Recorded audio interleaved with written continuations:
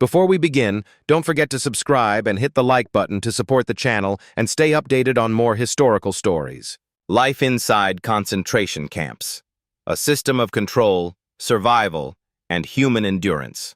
Life inside concentration camps was defined by a deliberate system designed to dominate, exhaust, and erase human beings. These places were not temporary holding centers or accidental products of war, but carefully organized environments built to enforce obedience and strip individuals of identity, dignity, and autonomy. Every aspect of daily existence was controlled. Time, movement, labor, food, sleep, and even thought were shaped by rules enforced through violence and fear. Survival depended not only on physical strength, but on psychological endurance, adaptability, and often chance. The process began long before prisoners entered the camp gates. Arrests were frequently sudden, leaving individuals little time to prepare or understand the reasons for their detention. Many were taken from their homes, workplaces, or streets and transported under armed guard. The journey itself was an ordeal. Prisoners were packed into vehicles with little air, water, or space. Days could pass without food. Illness spread quickly.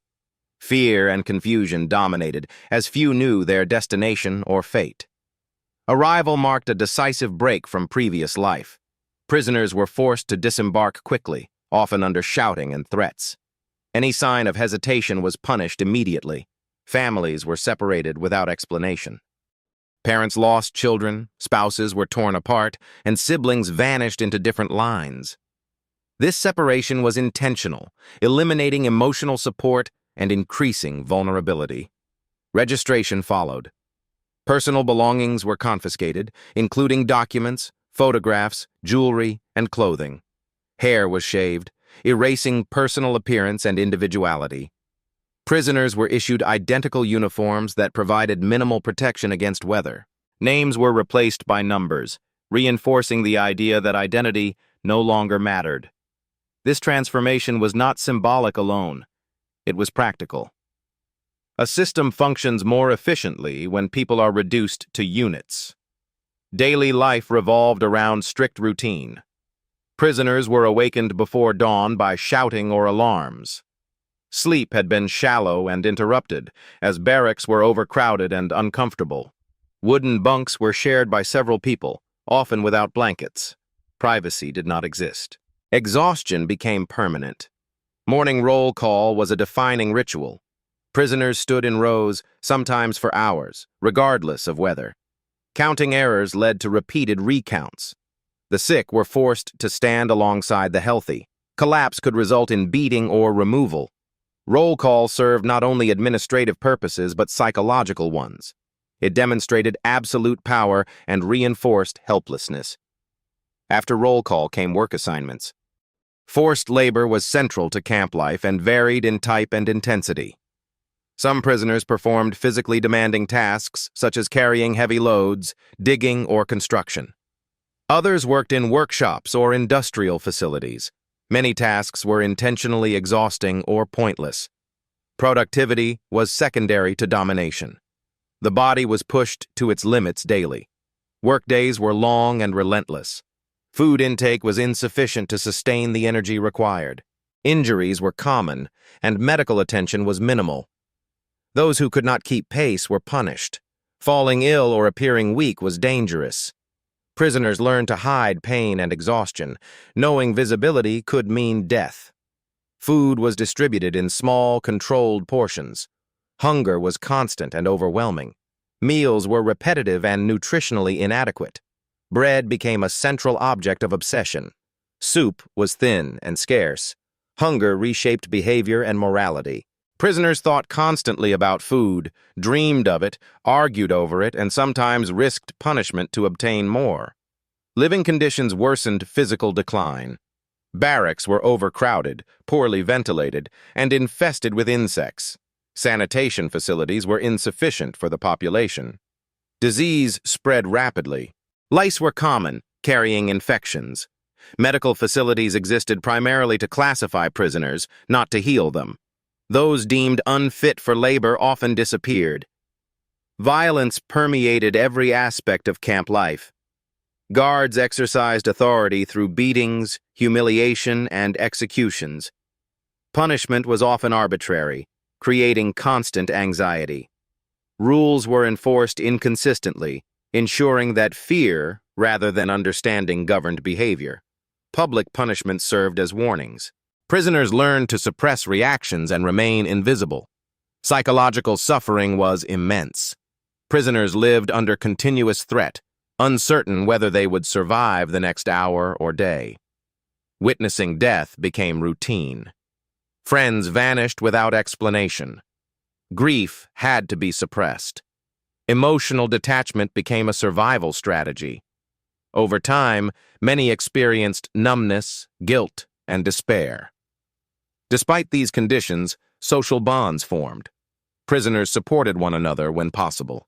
Sharing food, offering advice, or simply listening became acts of resistance. Friendships provided emotional strength. Trust was fragile, but essential. These relationships reminded prisoners of their humanity. Mental survival strategies varied. Some focused on memories of home and family. Others lived moment to moment, setting small goals. Routine provided structure in chaos. Faith, imagination, or internal dialogue helped preserve identity. Remembering one's past became an act of defiance. Punishment extended beyond individuals. Collective punishment was common.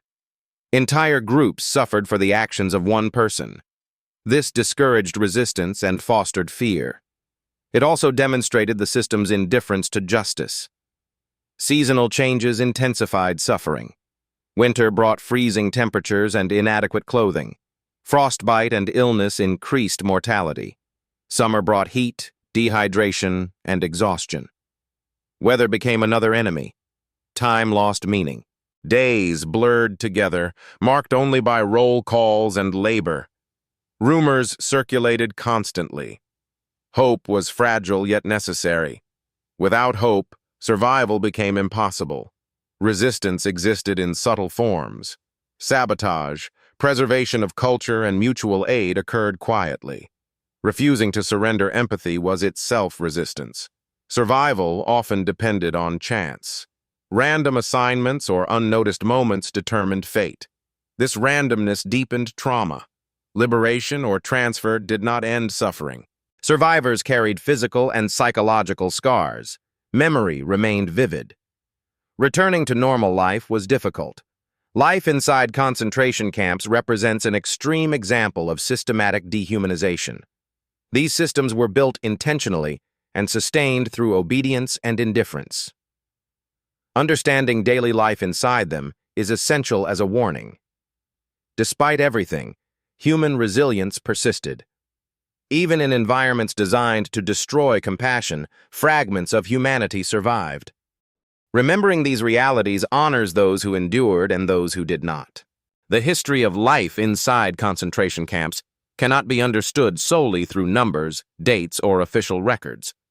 It must be understood through the daily reality of those who endured hunger, fear, exhaustion, and loss while struggling to remain human in a system designed to erase humanity itself. These camps were not accidents of history, but results of deliberate choices, organized violence, and widespread compliance. They demonstrate how ordinary structures, when guided by ideology and indifference, can be transformed into instruments of mass suffering. Remembering life inside the camps is not only an act of historical documentation, but a moral responsibility. It forces societies to confront uncomfortable truths about power, obedience, and the fragility of human rights. The experiences of the prisoners reveal how quickly dignity can be stripped away when people are reduced to categories rather than recognized as individuals. At the same time, they show that even under extreme oppression, acts of solidarity, memory, and moral choice can survive. The legacy of the camps extends far beyond their physical existence. Survivors carried their experiences into the post-war world, shaping testimony, memory, and warning for future generations. Their voices remind us that the past is not distant or abstract. It lives on in the consequences of trauma, in the responsibility to remember, and in the obligation to recognize early signs of dehumanization wherever they appear. Understanding life inside concentration camps is essential not only to honor those who suffered and died, but to protect the future.